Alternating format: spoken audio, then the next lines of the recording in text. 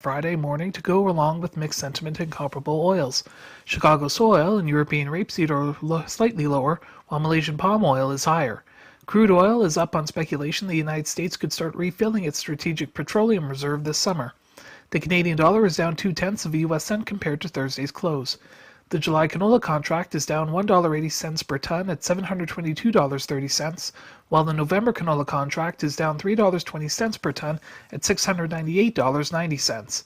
In the U.S., corn and soybeans are down, while wheat is higher, as the trade awaits the U.S. Department of Agriculture's monthly world supply demand estimates, which will be released at 11 a.m. Central Time. The report will also reveal the first production estimates for the new crop year. The trade is estimating U.S. corn production for the 2023-24 marketing year to be 15.14 billion bushels on average, with a 180.8 bushels per acre yield, with carryout anywhere between 1.88 to 2.5 billion bushels. World new crop corn carryout is projected to be 295 to 327 million tons. For old crop, U.S. carryout is expected to be between 1.27 to 1.48 billion bushels, while world carryout is estimated to be 295.4 million tons on average. Brazil's CONAB raised the country's old crop corn production estimate to 125.4 million tons, while the USDA may lower Argentina's crop by 2 million tons to 34.9 million. The July corn contract is down 1 U.S. cent per bushel at $5.82. New crop soybean production in the U.S. is estimated on average to be 4.5 billion bushels by the trade, ahead of today's USDA report. However, new crop soybean ending stocks may be anywhere between 228 and 371 million bushels, with the average at 292 million. For old crop, the average estimate for carryout is 215.8 million bushels, while global soybean carryout is projected to be 99 million tons. CONAB raised Brazil's soybean production figure to a record-breaking 154.8 million tons, while the USDA is projecting Argentina's crop to be 24.2 million. The July soybean contract is down 8 U.S. cents per bushel at $13.98. The trade is expecting U.S. new crop wheat output to be 1.81 billion bushels on average, with new crop wheat carryout to be 607.7 million bushels on average. Global wheat ending stocks are estimated to be 259.6 million tons. For old crop, U.S. wheat carryout is slated for 602.3 million bushels. The July Chicago wheat contract is up 15 U.S. cents per bushel at $6.43. The July Kansas City hard red wheat contract is up 24 U.S. cents per bushel at $8.65. The July Minneapolis spring wheat contract is up 9 U.S. cents per bushel at $8.46. That's a look at the ICE futures in U.S. markets for Friday, May 12th. In Winnipeg from MarketsForum.com, I'm Adam Pilasciati. 1989. That was 34 years ago. And that's how long Butler Farm Equipment has been providing farmers in the Peace Country with industry-leading equipment. Now that spring is here, you can count on Butler Farm Equipment to have a great selection of mowers, including Toro and Gravely Zero Turns, 3-point attachments, and landscaping equipment. Butler Farm Equipment. A job well done starts with great equipment. To learn more about their brands, including Toro and Gravely, visit butlerfarmequipment.ca. The opinions expressed during this show do not represent those of this station.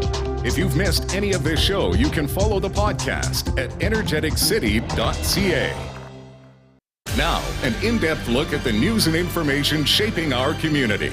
This is Moose Talks with your host, Doug Craig, on Moose FM.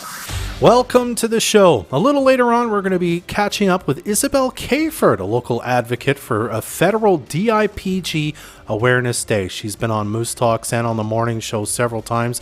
Her daughter Adaura passed away 3 years ago from an inoperable brain tumor, and her family has been advocating, among others, for more awareness about the disease. So we'll talk a bit about that process, including a bill that's in front of the Senate as we speak.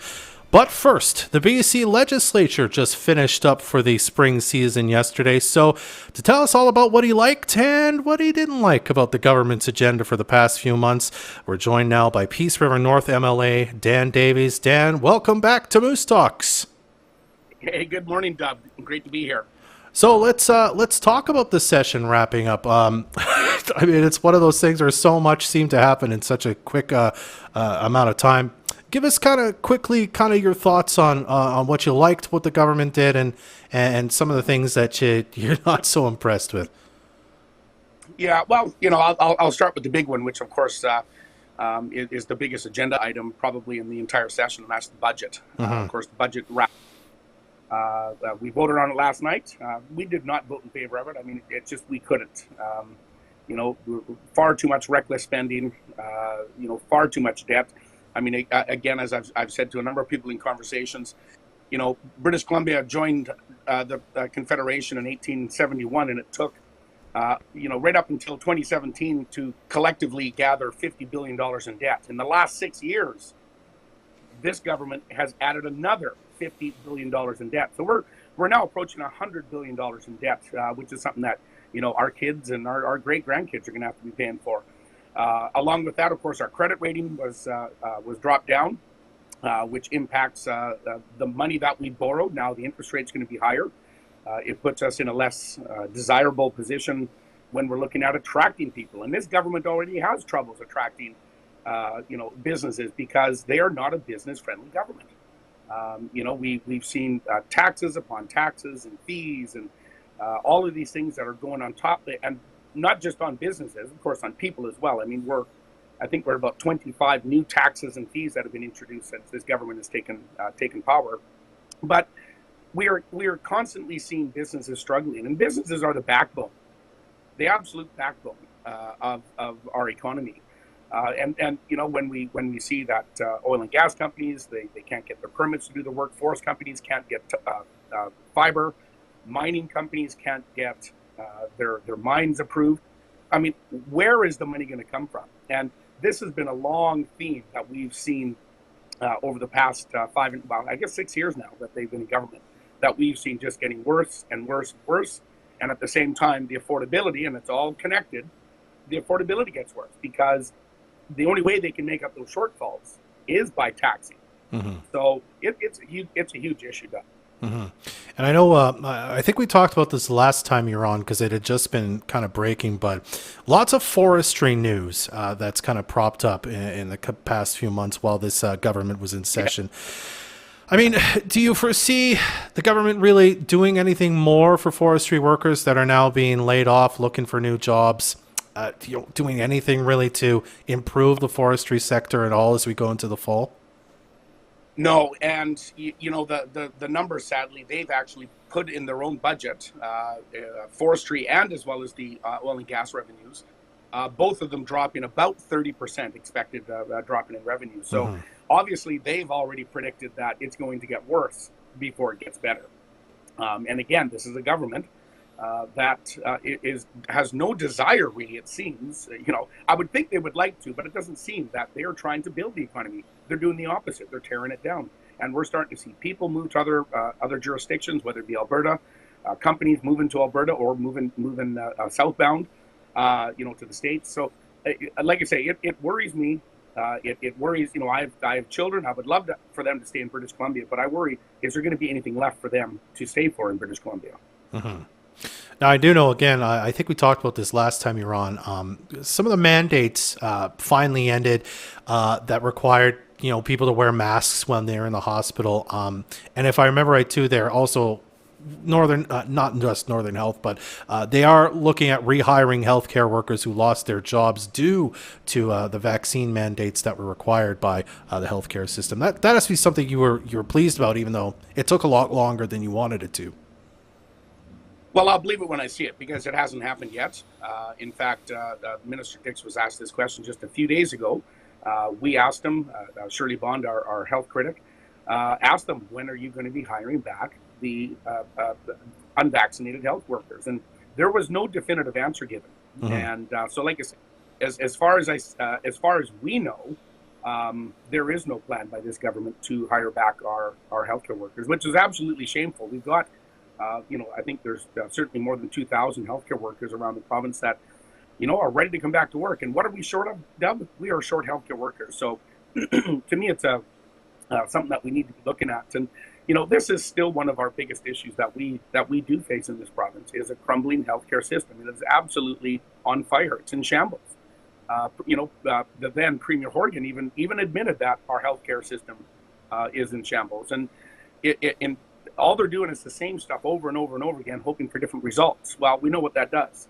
That's absolutely insanity is what it is. And It's no different on the crime, crime and disorder. Crime and disorder is up everywhere around the province. And this government just tries to do the same stuff over and over again and hoping for different results, which, of course, we're not getting. You need to do something different. All right, Dan, I also want to ask you about this bill that you introduced that would essentially allow peace officers to deal with abandoned vehicles faster, remove them from the highway, what have you. Tell us a bit about this bill and sort of the improvements you're hoping that the bill would make and that the government will think about making to, I guess, the laws and the process that happens. So I introduced a private members bill this week, and it's a very simple bill, actually. It's just a little bit of language change, but it's language change that allows peace officers to make a decision and say, you know what, that vehicle is unsafe and it needs to be removed. Mm-hmm. Or, that vehicle, upside down in a ditch because it was a rollover. Right now, and I'm sure, all your listeners have been on the highways enough. You drive around, you see your vehicle, it's wrapped in police tape, and you drive by a week later, it's still there. And, these are huge safety hazards. So, this is basically to give peace officers, so that, that's anybody that has that authority, the ability to say, that is a safety concern, tow it. Now, we need to get it off the road or get it out of the ditch. So it's a pretty simple bill, but it just gives that language to the agencies that they can do this. And a lot of it comes from not only myself, even driving to Victoria a few times, I'd see vehicles, and then a week later driving back, it's still on the side of the highway. Mm-hmm. But of course, you recall a couple of years ago, the horrific crash just south of Fort St. John, where the tanker truck and of course the highway was closed for a number of weeks. Yeah. And sadly resulted in the fatality. But that was an abandoned vehicle that was hit on the side of the road. And, these are things that we can make our highway safer very simply. Let's do it. Mm-hmm. Is there some reason they can't, like peace officers can't make that determination now? Is there a time limit they're kind of adhering to? Why does this bill make that possible, Dan? Yeah, well, I think it more changes the language from a should to a shall. Okay. It's more directive. Our different agencies, and jurisdictional too, right? Can connect, a CVSE person. What is their authority, or what is the authority of a sheriff even? Mm-hmm. Do they have that authority? And this clearly states out all peace officers have the authority to make this call. And I think that is the couple little changes that will help. And again, it'll certainly clarify that no, this needs to be done. That you as a person of authority, as a peace officer, if you see something unsafe, you can make that directive. All right. And as you said, you just introduced this. So because the session is over, you'll be coming back to it more in the fall, I suppose, eh? Yeah, that's right. And I had a chance, I talked to the minister about it after I introduced it. And he is very interested in talking about it. Now, to be honest, the, private members bills, I since I've been elected, have not been called. I think one of the Green Party ones got called, but that was because they had a relationship when they were propping the government up. But the minister told me that they are going to be doing some amendments to the act in the fall. So he's very interested in including those. So you know what? It's a good idea. I don't care if my bill doesn't get called, but if it gets put into the act, I'm fine with it. Mm-hmm. Let's quickly talk about the recall notice. Of course, made news a couple months ago that a group of citizens were trying to pass around a petition to get signatures to trigger a recall election for you. It really ended with little fanfare, as if I remember right, the petition wasn't handed in on time, and so that was kind of the end of that. Just kind of your thoughts on the process and sort of how it just sort of ended. Yeah, well, I certainly, again, I recognize that, these are people exercising their right, part of the democratic process, which I applaud, and I encourage anybody, get engaged, get involved. I have met with the proponent. We've had a conversation. I've certainly, listened to a lot of what they have to say. Things, obviously, we can always improve on doing things. And I get that not everybody listens to the local media or media in general. Not everybody is on Facebook. So I'm trying to find different ways, better ways that I can make sure that I'm communicating out. I'm going to be starting a newsletter here this month, trying to get, a different avenue to get information out. And like I say, it is what it was. Some folks had a beef, and let's be honest, I am not going to make everybody happy all the time. I mean, it's absolutely impossible. I mean, people are too much on the spectrum, right to left and left to right and everywhere in between.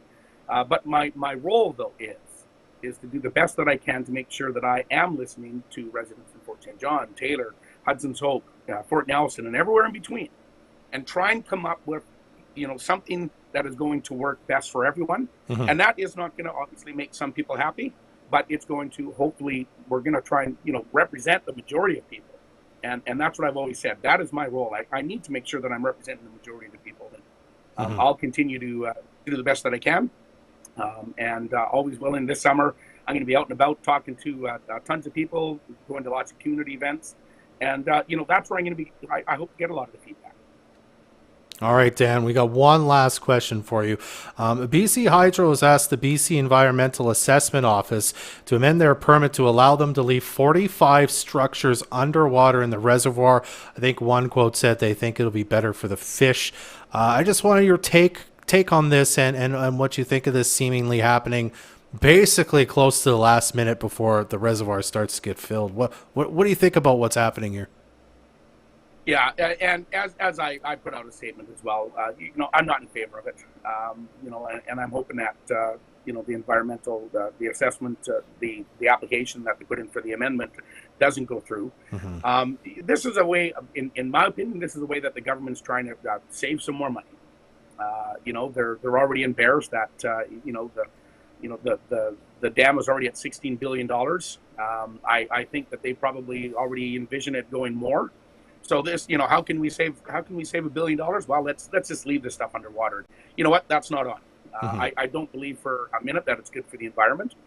I don't believe for a minute that it's good to leave those structures underneath the ground. So, we are opposed to it, and we'll continue to push the government to make sure that it's everything's taken out.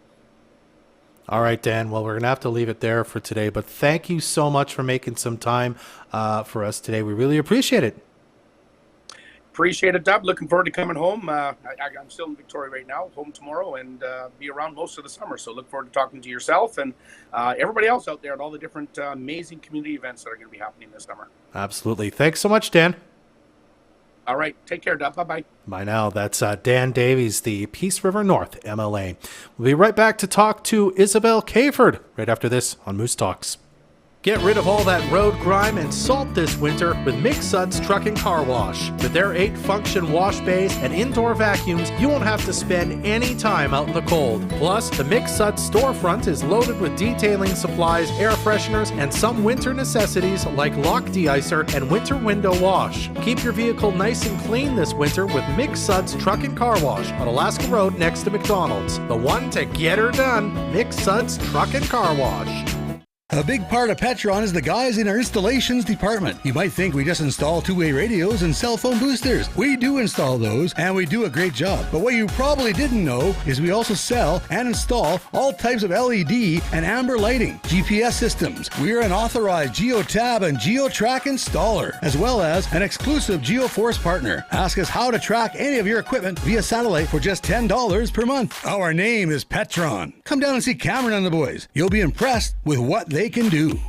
Hey DQ fans, nothing makes Mother's Day sweeter than a DQ cake. Treat mom or the mother figure in your life to a delicious DQ Fudge and Crunch Center cake, made with layers of our world-famous soft serve and a message that celebrates her and everything she does. Because what's sweeter than mom? Nothing, that's what. Get her a Mother's Day DQ cake today or have it delivered at dq.ca. Happy tastes good. Committed to their people, to exceptional service, and to the environment. That's what you can expect from Trican Well Service. As the leader in energy services and the largest pressure pumping service company in Canada, Trican Well Service focuses on providing industry-leading value for the oil and gas industry in Western Canada with specialized services including fracturing, cementing, and coiled tubing. Trican Well Service, sustainable service solutions. To learn more, visit tricanwellservice.com.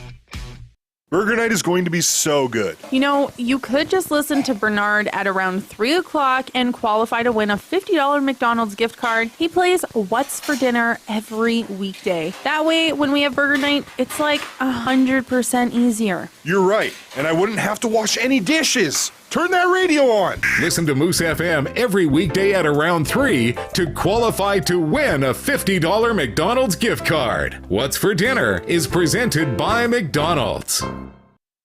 Watch this show live on Facebook or download the podcast at energeticcity.ca.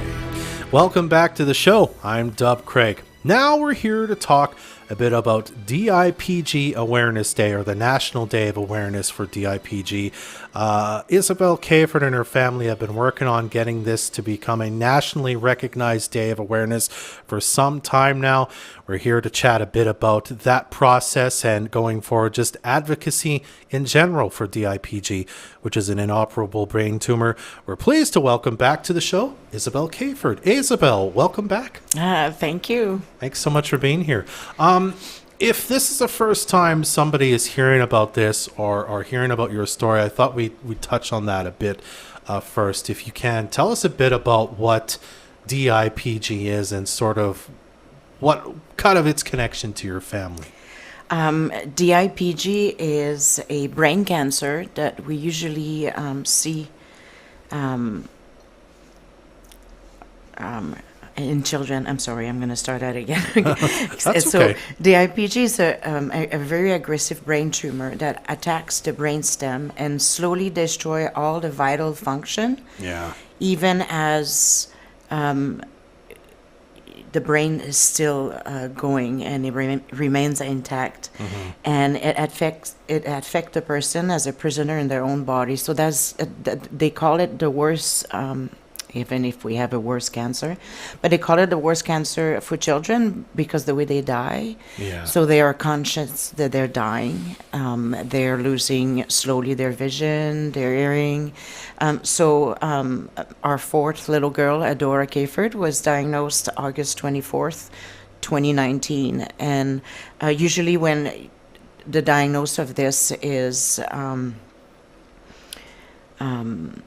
it remains inoperable, incurable, and it's fatal for every one of them. They gave them 9 to 12 months of making souvenirs. So now Adaura fought for 11 months and then passed away. She was almost 5 days in a body coma. So she couldn't move, talk, eat, or nothing, but she was aware of everything was going on. So that was the worst part of everything as a mom, is to know that she knew what was going on. Children, even if it's attacking children, most of the time between 5 and 9 years old, we do have adults that are diagnosed later in life. And this cancer is in the liquid of the brain stem, so it's not something we can go and reach out and take it out. And for the last 40 years, we don't have any new treatments or anything. It's been the same thing, 30 radiation and then go home. What we want in the last 10 years, we've been hearing a little bit more about DIPG because the parents have been giving the cancer for studying. Yeah. So, you know, when you look at your little kid, as much as hard as it is, you have to say goodbye. The only way if we can learn about it is to have it and study it. So it's been better in the last 10 years. The parents are getting more involved, and the cancer has been given for studying. So we're learning more about it. But as you say, as of right now, still inoperable, incurable. It's horrible. It's fatal, yes. And fatal. Now, as part of this, and I think even before Adaura passed away, you guys had started to advocate for more awareness about this, because and correct me if I'm wrong, it's rare, but not that rare, and very little is known about it by just kind of general public, you and me, right? So as part of that, there's a National Day of Awareness for DIPG in other countries around the world, and you have been helping to push the federal government to sort of recognize it as a National Day of Awareness. Tell me about why that's important, an important thing to have happen. Because the only way we can be loud about it, we need our government behind us to help our children. We need the government to be aware. We need funding. We need the government to be involved in research. And we want to find a cure. So that's the goal. And Fort St. John community has been helping us since 2021 for signing a petition. So we were trying to get in to the parliament. We needed over 10,000 signatures. So the first year we only got 400, but last year we got 14,000, I think, and we finally went in front of the Senate. And in April, I want to have the right date, in April 20th of 2023, it was the first reading at the parliament, and it was voted for May 17 to be an international awareness day for the DIPG.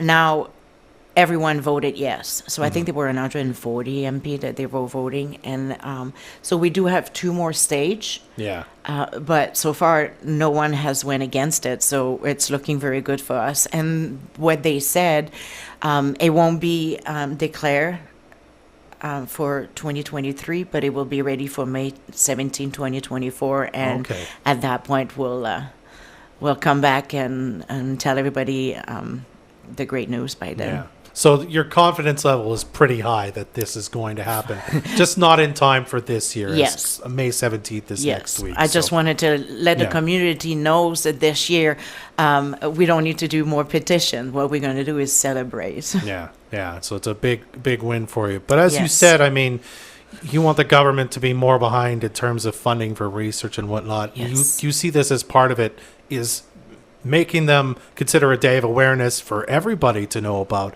It's making the government aware that they could be doing more on this. I they need to know that our children are suffering, and it is not big involvement, and the family is left behind with no information. I was lucky to meet 51 moms last month in Tennessee of the DIPG that lost their children, and it was such a great and amazing experience to meet all these moms. But what we heard the most in all their story is, what do we do after our child is gone? Because we go through this worst trauma, and then boom, the kid is gone, and then we end up doing things that we never thought we would have to prepare a funeral, a stone, like all these things that a mom and a dad would have never had to think, and it shouldn't be that way. Yeah. And it does happen because we're just human, right? So what we want and what I would like is support for the family after it happens, not just through the process of the fighting, but after, and then for the sibling that are left behind too. And that's my goal as Adaura's advocate, that we can create something for our family here in Canada. Now, May 17, it's the month of May is cancer, brain cancer awareness. So May 17 is it would be amazing to have that. It's international too, because I think United States and I don't want to say is another country. There are other countries that are recognizing May 17th as this day. Yeah. Well, let's look forward then. We kind of assume then next year it's going to be a national day, but you guys do events and whatnot through the year as well. It's sort of in honor of Adaura and sort of the legacy of raising awareness and pointing to people towards we want to find a cure. Tell us a bit about that and some things maybe you've got coming up in the next days, weeks, and months. Our main sponsor is Ford Motor Chrysler. Say that right? And Fort City Chrysler? there you did you go, mean? Fort City Chrysler. Yeah, okay.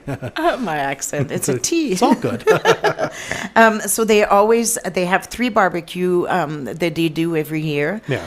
And they are sponsoring our foundation with their barbecue. So I have the dates right now. They have June 17. That's going to be the Jeep show. Okay. Yeah. And we'll have a barbecue there for us and for the foundation. And this year, for Adora's birthday, is July 26th. What we wanted, instead of being there on the 1st of July, I want to do a little carnival day. So they accepted to do that. It will be July 22nd. And then I will be with their party of the classic car show. Oh, yeah. Okay. And we're going to have bouncing castle and face painting for children and welcome a little bit of parties because I want to say thank you to the community to help us getting where we got. It's been 5 years or 6 years, I think, the Canadian moms and that are trying to get the Parliament to listen. So it's a great win. And the next one will be August 19, and that's their truck show. Okay. And everybody is welcome to come and have a great barbecue and help us raise money. What we do with Adora's Foundation here with all these barbecue, the money, we keep it here in Fort St. John, and we help children for Christmas like we did last year and the year before. So more of you coming and more of children we can help this Christmas. Wonderful. All right. You said the first one is June 17th for the Jeep June show 17, at Fort City yes. Chrysler. Okay. Perfect. And then we'll be watching. It's basically one a month throughout the summer, Yes, which is nice. yes, So, once a month. And that will be in our yard, so it's lots of room and lots of fun and some draws. And come and have fun with us and help the little kids here in this community. And that's where we're going to keep the money here. Absolutely. Well, we're very happy that you took some time to chat with us today, Isabelle.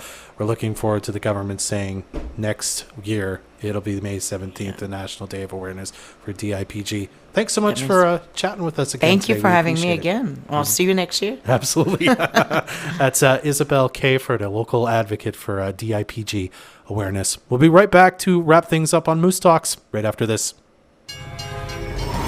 Yes, you could fulfill your dream of having a career with the railroad. If you have a high school diploma or equivalence, a safety mindset, and meet some other basic requirements, CN offers paid training to those hired. Enjoy a long-term career with an attractive salary and benefits package. We hire for the role of train conductor, mechanic, track worker, laborer, and more. For a rewarding career, visit cn.ca/careers to learn more. That's cn.ca/careers. Get your career moving. Join us. If it's been a rough day, a rough week, or a rough year, the last thing you feel like doing is cooking. All you want is some delicious comfort food that you don't have to prepare yourself. That's KFC. Whether you crave wings, chicken tenders, popcorn chicken, a box meal, a chicken sandwich combo, or big old bucket of original recipe, KFC is quick, easy, and oh so delicious. I mean, I think we can all agree that KFC is the ultimate comfort food. KFC on 100th Street in Fort St. John. Personal, powerful conversations that deserve to be listened to. Before the Peace is an energeticity.ca podcast now available on all major platforms that highlights Indigenous voices in Northeast BC. Hosts Jenna Moreland and Trey Lapushinsky will take you on a journey with an Indigenous lens on the history of the Peace region. Find out more, go to energeticity.ca/beforethepeace. We had Marshall Pitts and Brittany Puddock both speaking on the connection between their identities, such as their Indigenous heritage, their gender, their sexuality, and their respective journeys. Check out all of our podcasts, go to energeticity.ca/podcast. That was some party thanks to my buddy's beer and joint. Here's the keys, joint. Yo, I'm not driving. I'm way too stoned. How are you feeling, dear? Oh, since we had that talk, I'm not driving tonight at all. What about you, Dave? You only had a couple of drinks. And only a couple of puffs. I don't drink and drive. No way I'm getting behind the wheel when I smoked weed, too. How are we getting home, then? Come on, Dave. Take one for the team. Don't let weed and alcohol influence your decision to drive. Yeah, I need a ride. A message from Mad Canada. Hey there, music fans. Get ready for an amazing night at the Lido, Friday, May 26th. Piano Man, a tribute to the legendary Billy Joel, is rocking the house. Talented trend recording artist Jeff Brewer will be performing all your favorite hits like It's Still Rock and Rollin' Me, Uptown Girl, You May Be Right, Piano Man, and so many more. Doors open at 6 p.m. and dinner is included, so come on down and make a night of it. For more details or to grab your tickets, just head over to thelido.ca. Don't miss out on the incredible Piano Man tribute to Billy Joel, happening May 26th at the Lido. If you're looking for hassle-free internet services, call the Peace Region Internet Society today. With coverage throughout most of the Peace, PRIS can get you connected quickly without the hassle of contracts or bundles. Visit PRIS.ca or call 1-800-768-3311 for more information. Moose Country weather. Today, a high of 23 degrees. Later tonight, we're going to see a low of 14. Saturday, it's going to be 24 degrees under sunny skies. And on Sunday, high of 27. Our community first. This is Moose Talks with Dub Craig on Moose FM. My thanks to our guests today, Dan Davies and Isabelle Cayford, for making some time for us. Make sure you stay up to date every morning with local news delivered straight to your inbox. You can sign up for the energeticcity.ca newsletter right now at energeticcity.ca/newsletters. Now, if you're heading to that Chances Casino Fort St. John Oilers watch party tonight, make sure you enter online for a chance at winning a pair of tickets to see the Oilers Game 6. And when you do, check the little box that signs you up for the energeticcity.ca newsletter as well. Quick reminder, you do have to be at that watch party in order to have a chance at winning those tickets. Now that's our show for today. Jordan Prentice and Trey Lopashinsky are the producers of Moose Talks. I'm Dub Craig. Be well. Join us next Friday at 10 a.m. for another episode of Moose Talks, a weekly talk show about Fort St. John and the North Peace.